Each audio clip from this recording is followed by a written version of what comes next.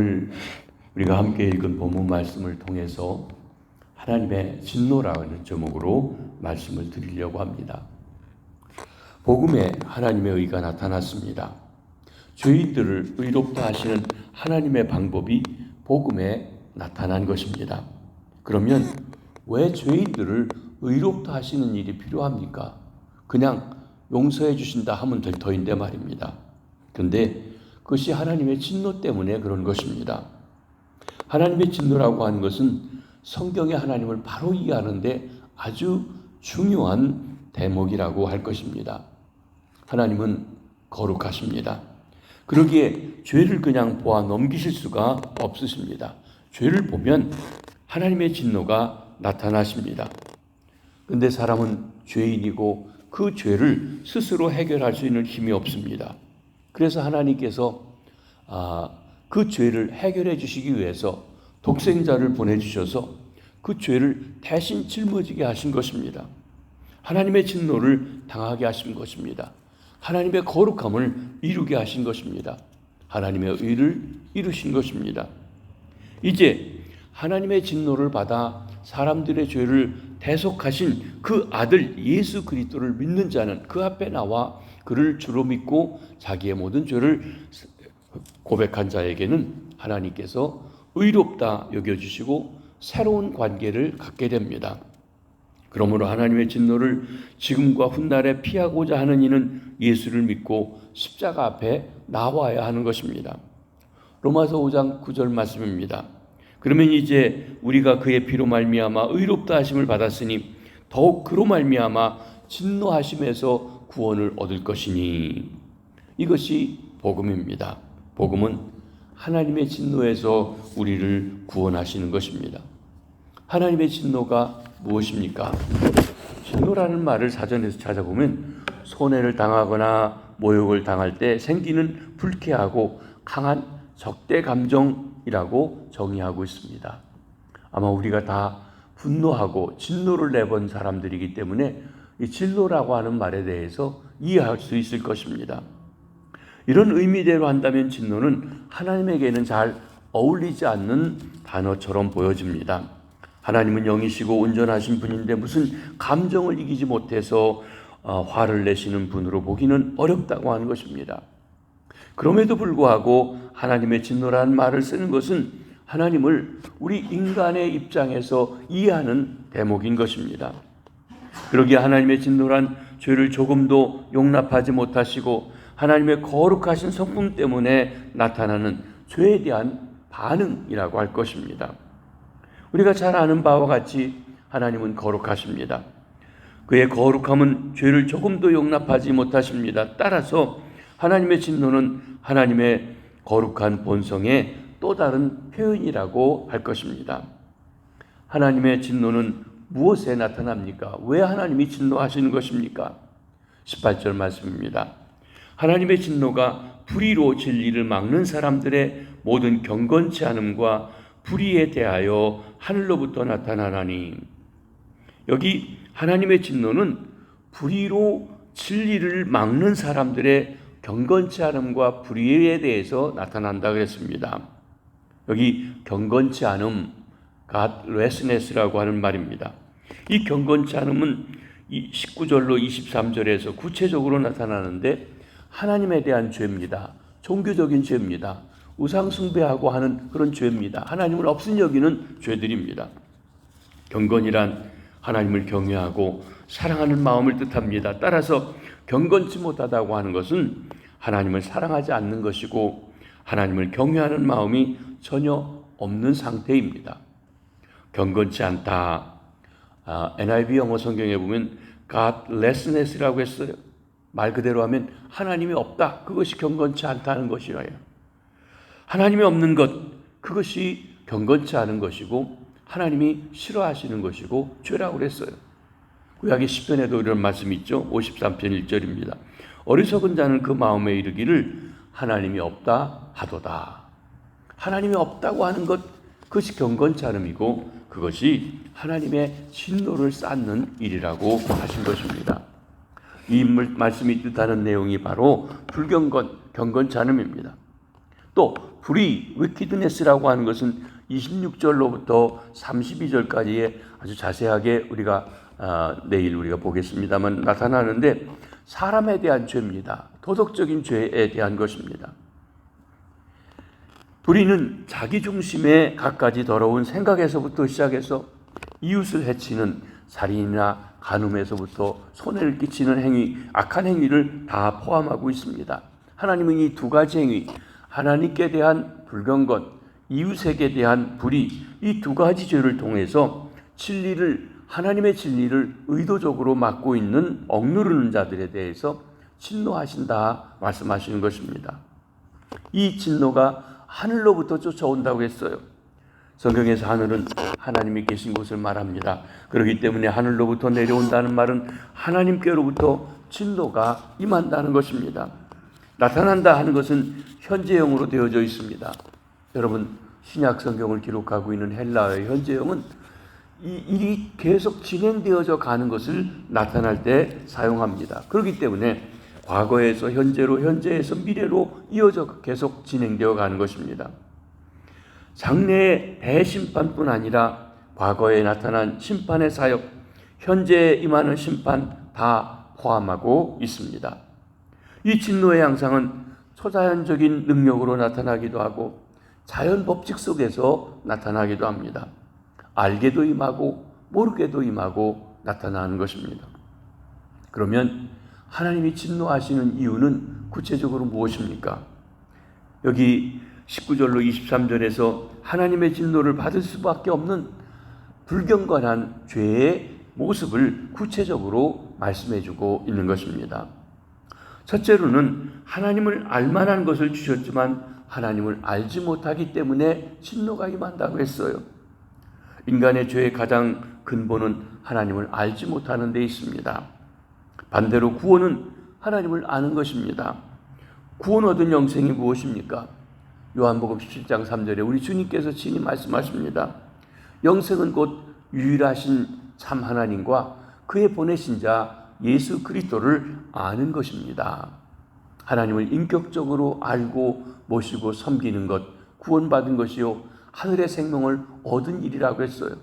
그에 비해서 하나님을 모르는 것, 그것이 곧 바로 여기 인간의 가장 근본적인 죄의 시작이라고 말합니다. 예레미야서에 뭐라고 했습니까? 이 백성이 잘못한 두 가지가 있는데 그것은 뭐냐면 생수의 근원 되신 하나님을 잃어버리고 그 자기 스스로 웅덩이를 판 데 있다라고 말하지 않았습니까? 오늘 본문은 하나님께서 하나님을 아는 지식에 대해서 두 가지 방법으로 우리에게 알려주셨다고 그랬어요. 하나는 그들 속에 보여주셨다. 인간의 본능 속에 하나님을 아는 지식을 주셨다고 그랬어요. 19절입니다. 이는 하나님을 알만한 것이 그들 속에 보입니다. 하나님께서 이를 그들에게 보이셨느니라. 말씀하시면 하나님이 천지 창조하실 때, 인간을 지으실 때 하나님의 형상대로 사람을 지으셨는데 하나님의 형상이 그 안에 있기 때문에 본능적으로 하나님을 사모하고 알고 싶어하고 아는 지혜가 있다는 말입니다. 하나님께서 사람을 하나님의 형상대로 만드셨기 때문에 그 위엄을 알 수 있는 이해력을 주셨다는 것입니다. 우리는 본능적으로 하나님이 계시다는 것을 알 수 있도록 지음받은 사람들입니다. 짐승이나 다름없어 보이는 미개인이라 할지라도 신을 찾는 종교적 마음을 누구나 다 있습니다. 그러므로 이 지구상의 역사가 시작되는 날부터 오늘날의 일까지 종교가 없는 부족이나 도시나 국가가 없습니다. 모든 사람이 나름대로의 종교를 가지고 신을 추구하는 마음이 있어요. 왜 그러냐? 그것은 종교성이 원래부터 있기 때문에 신을 찾는데 잘못된 신을 찾을 수는 있어도 그런 마음이 있다는 것입니다. 두 번째로는 하나님의 아는 지식을 만물 중에 보이셨다고 했습니다. 20절입니다. 창세로부터 그의 보이지 아니하는 것들 곧 그의 영원하신 능력과 신성이 그가 만드신 만물에 분명히 보여 알려졌나니 그러므로 그들이 핑계하지 못할지니라. 이 말씀은 하나님께서 모든 창조물 위에 자기의 영광을 보여줄 명백한 표적을 새겨놓으셨다는 말입니다. 신학적으로 자연 계십니다. 자연 속에 하나님이 나타나 계십니다. 자연 속에 하나님의 신성과 능력이 담겨 있기 때문에 아무리 무식하고 둔한 사람이라도 못 보았다거나 모른다는 고시를 내세울 수가 없습니다. 우리가 가끔 관광을 가다 보면 그 너무 신비롭고 멋지고 아름다운 것을 봅니다. 그걸 보면 거기에서 감탄이 나오게 되고 어떤 사람들은 그것을 신으로 경배하고 숭배합니다. 자연을 경배하는 것 중에 제일 많이 인간이 섬겼던 것이 태양신이었습니다. 태양의 역할을 보면 정말 놀라운 거예요. 어떻게 그게 떠서 우리에게 따뜻하게 하고 생물이 자라게 하고 또 지면 어두워지고 춥고. 여러분, 고대 애굽에서부터 태양신들을 많이 섬겼습니다. 자연에 대한 아름다운 경외감 속에서 나오는 것입니다.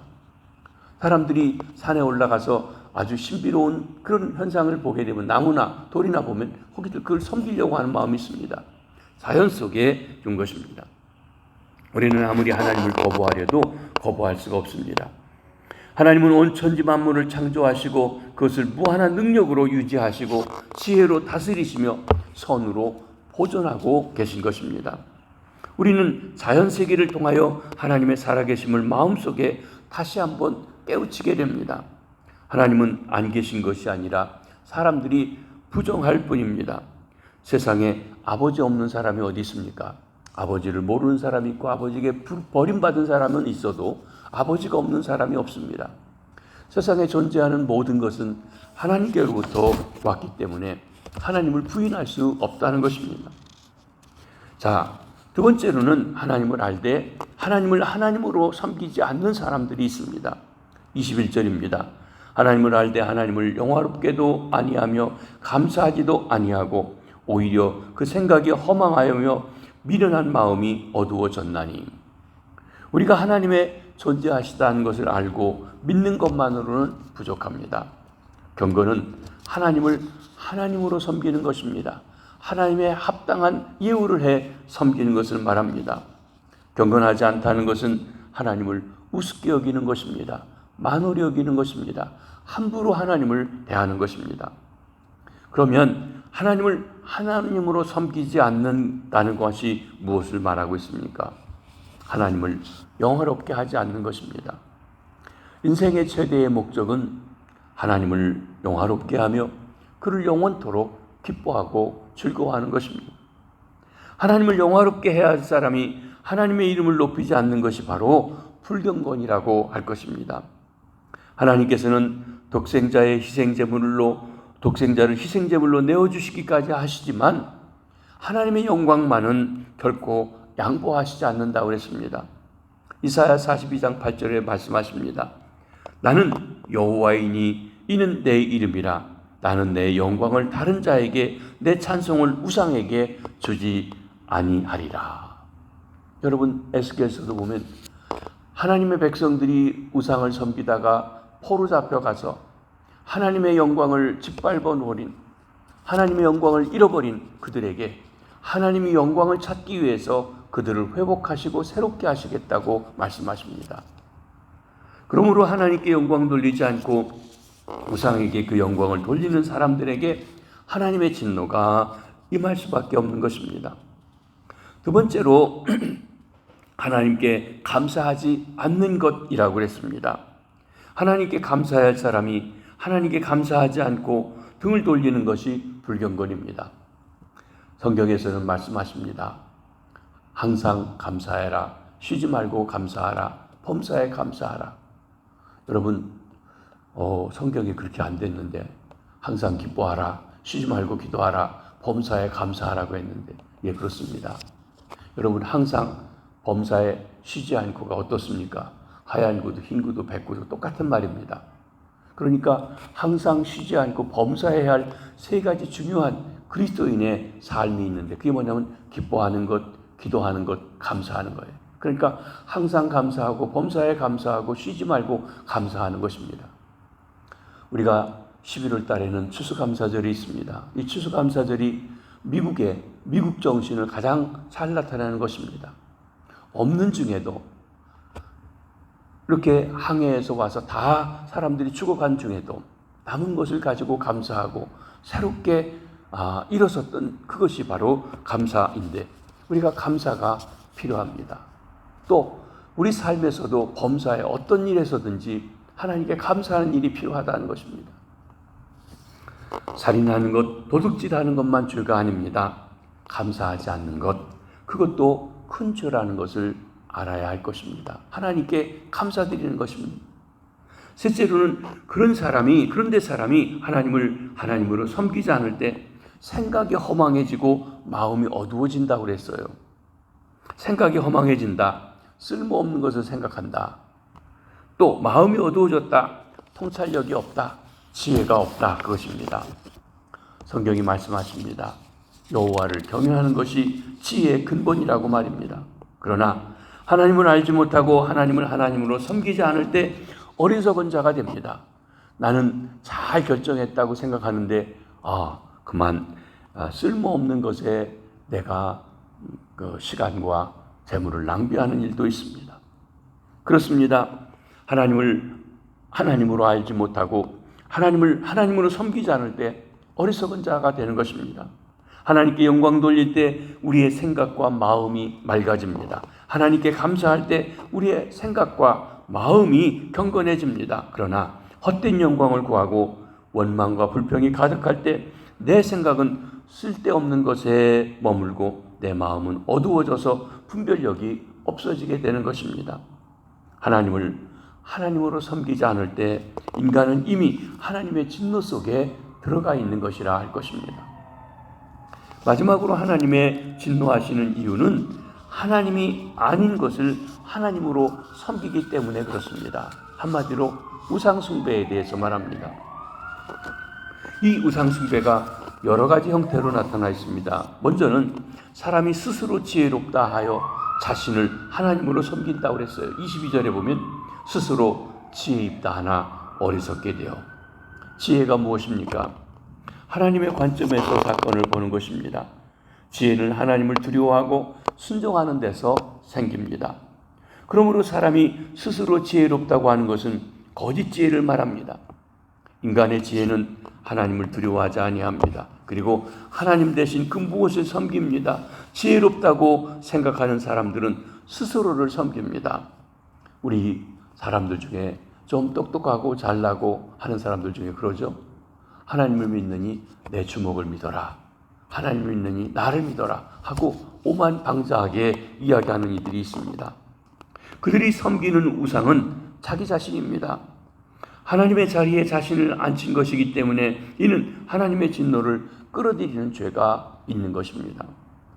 두 번째는 구체적으로 우상을 만들어서 그것이 하나님이라고 섬기는 일이 있습니다. 23절입니다. 썩어지지 아니하는 하나님의 영광을 썩어질 사람, 새와 짐승과 기어다니는 동물 모양의 우상으로 바꾸었느니라. 여기 바꾸었다는 말을 주목해야 합니다. 창조주 하나님 대신 피조물로 바꿔치게 한 것입니다. 사람을 신이라 합니다. 새 모양을 만들어 신이라고 합니다. 여러분, 우리 고대 문명들을 보면 새들을 신으로 섬기는 게 많죠. 특별히 크고 장대한 새들 말이죠. 짐승의 모양을 만들어 신이라고 합니다. 그런데 여기 기어다니는 동물의 모양의 우상이라고 얘기했습니다. 기어다닌다. 파충류들입니다. 악어나 뱀 등 파충류의 모양입니다.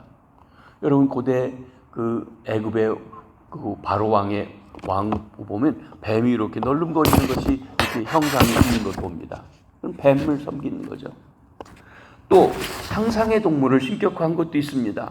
용을 만든다든지 인어, 다곤신 같은 것이 그런 것이기도 합니다. 동양에는 이 용을 신성화해서 형상화해서 만들고 숭배하고 또 절하고 왕권을 얘기하기도 하고 합니다. 사람들이 고목나무에 절하고 바위 밑에 떡을 가져다 놓고 길에서 제사하고 하는 것도 다 같은 맥락에서 볼 수 있는 것입니다. 얼마나 다급하면 조금만 신비한 고목나무 봐서도 거기다가 떡 갖다 놓고 절하면서 복을 달라고 합니까? 어리석기 짝이 없는 것입니다. 생각해 보면 말이죠. 이렇게 우상 숭배는 하나님을 부정하는 마음과 자기 죄를 정당화하는 마음, 인간에 대한 자기 교만, 욕심이 합쳐서 되는 것입니다. 우상 숭배는 하나님의 진노가 임하게 되는 것입니다. 하나님의 진노는 우선 버려두심의 형태로 오게 되는데 이것은 길기 때문에 내일 아침에 우리가 같이 살펴보시도록 할 것입니다. 오늘 말씀을 정리합니다. 사랑하는 성도 여러분, 인생의 행복이 어디에 있습니까? 하나님을 아는 것입니다. 하나님을 알고 하나님을 하나님으로 섬기는 것입니다. 하나님을 영화롭게 하며 감사하는 데 있습니다. 하나님만을 기쁘시게 하고 하나님의 이름을 높여드리려고 하는 것, 이것이 인생의 진정한 행복이 있습니다. 우리가 하나님을 섬기지 않으면 우상을 섬기게 됩니다. 내 삶의 주인이 하나님이 아니면 스스로가 주인이 되어 내가 우상이 되는 것입니다. 하나님을 알면서 하나님을 영화롭게 하지 아니하는 사람들이 너무나 많습니다. 하나님은 그런 사람들을 절대로 용납하시지 않습니다. 하나님의 진노가 나타납니다. 현재적으로 참고 기다리면서 나타나시면서 그것이 회개하고 돌이키지 아니하면 마지막 무서운 하나님의 진노, 지옥 꺼지지 않는 형벌까지도 준비하고 계신 것입니다. 우리는 그들을 그리스도 앞으로 인도해야 합니다. 복음을 전해주어야 됩니다. 살 길이 있다고, 영생의 길이 있다고 알려줘야 한다는 것입니다. 우리가 예수 그리스도를 믿어 하나님의 알게 된 것을 먼저 감사하시게 되길 바랍니다. 그리고 온 마음을 다해 아들을 주시고 구원의 길을 예비해 주시고 알려주시고 허락해 주신 사랑의 하나님을 찬양하십시오. 그리하여 하나님을 영화롭게 하면서 늘 하나님을 기뻐하는 축복된 성도님들이 되시길 바랍니다. 그리고 아직도 이 복음을 알지 못하는 우리의 자녀들, 형제들, 친척, 친지들을 위해서 기도하며 복음을 드러내고 전하는 우리 시온교회 성도님들 다 되시길 주님의 이름으로 축복합니다. 기도하시겠습니다. 주님, 저희들에게 복음을 주셔서 알게 하시고 믿게 하시고 구원해 주시고 하나님 자녀 삼아 주시니 감사합니다. 하나님, 참으로 하나님을 알 만한 것을 우리 속에 또 자연 속에 주셨건만 하나님을 알지 못하고 내 자신이 하나님인 양 또 하나님께서 만들어 놓으신 것을 이게 하나님이라고 섬기며 복을 빌었던 어리석었던 시절들을 용서해 주시고 아직도 그러한 삶 속에서 하나님을 모르고 살아가며 스스로 잘난 척하는 이들을 긍휼히 여겨 주시사 복음을 주시고 구원받는 귀한 역사가 있도록 축복해 주시옵소서. 하나님, 밤스프링에서 있는 우리 LA 지방의 교역자 가족 수련회에 축복해 주셔서 목회자들이 쉼과 회복과 교제를 통하여 새 힘을 충전하고 주님 앞에 영광 돌리며 돌아오실 수 있도록 도와주시고 그 자리에 은혜 베풀어 주시며 우리 담임 목사님 네 분도 강건케 하여 주시옵소서. 오늘도 일터로 사업장으로 나가는 성도님들 묵묵히 그 사업을 그 일터를 수행하게 하시고 함께 있는 이들에게 이 복음의 사실을 드러내고 증거하게 하시옵소서. 학교 가서 공부하는 우리 자녀들, 손주들 지혜 주시옵소서. 여호와를 경외하는 것이 참 지혜이오니 세상의 학문에만 아니라 하나님을 알므로 하나님이 그들의 삶을 인도하시고 다스려 주시는 지혜가 있게 해주시고 특별히 우리 고3 학생들 대학을 준비하는 모든 일에 하나님께서 아름답게 인도해 주시고 하나님을 신뢰케 하시옵소서.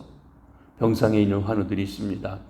아빠 고생합니다. 주여 치료의 손길로 어루만져 주시고 하나님을 바라볼 수 있고 하나님을 찬양할 수 있는 그 병 중에서도 감사할 수 있는 진정한 믿음이 있도록 은혜 베풀어 주시옵소서. 오늘 하루도 주 안에서 승리케 하시옵소서. 감사합니다. 축복합니다. 예수님의 이름으로 기도하옵나이다. 아멘.